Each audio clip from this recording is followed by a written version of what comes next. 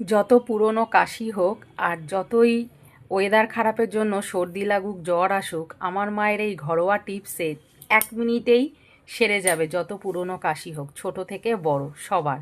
তো চলো কি সেই জিনিসটা দেখে, এটা কিভাবে মা বানালো চলো তোমাদের সঙ্গে একটু ছোট্ট করে শেয়ার করে নিই। দেখে নাও কিভাবে বানালো। কি করো?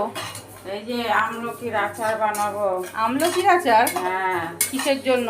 সর্দি এটা কাশির কি? সময় এটা জিরে। জিরে ভাজছো? হ্যাঁ। কিসের জন্য বানাবে? আমলকির আচার করবো সর্দি কাশির জন্য।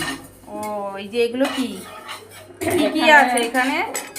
এখানে ধনে আছে, তারপরে এলাচ আছে, সাদা গোলমরিচ, কালো গোলমরিচ, মেথি, ভর্তুকি, জায়ফল সব আছে এগুলো। এই যে এইটা কি, এখানে কি কি আছে? এখানে জায়ফল আছে, ভর্তুকি আছে, জ্যৈষ্ঠ মধু। এটা জ্যৈষ্ঠী মধু? হ্যাঁ, আর এটা আর এটা? বয়রা বলে যাকে। ও, বয়রাটাকে কি এরকম ভাবে ফাটিয়ে নিয়েছো? হ্যাঁ। ও, এগুলো দিয়ে এবার কি বানাবে? এগুলো এখন গুঁড়ো করবো। হ্যাঁ গুঁড়ো করে আখের গুড় এনেছি। হ্যাঁ। আখের গুড় দিয়ে তারপর এটাকে আচার করবো। এই যে সকালবেলা সেদ্ধ করে রেখেছি আমি। এটা কি আমলকি সেদ্ধ করে রেখেছো? আমলকি সেদ্ধ করে। দেখো বন্ধুরা, আমার মা আমলকি সেদ্ধ করে সকালবেলা চটকে রেখেছে। এই সমস্ত উপকরণ দিয়ে বানাবে হচ্ছে সর্দি কাশির জন্য একটা আচার।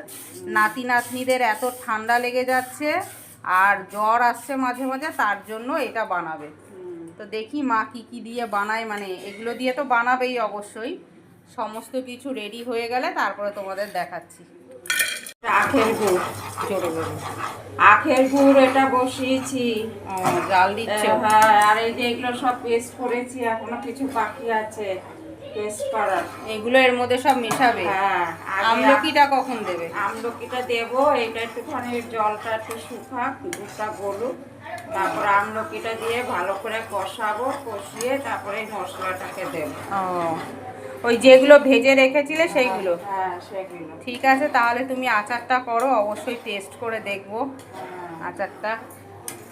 সর্দি কাশির জন্য খুব ভালো বন্ধুরা, তোমরাও এরকমভাবে বাড়িতে বানাতে পারো বাচ্চাদের জন্য। এই ওয়েদারে তো সবার সর্দি কাশি লেগে যাচ্ছে, তো এইভাবে বানাও, দেখবে বাচ্চারা খেয়ে সুস্থ থাকবে, ভালো থাকবে।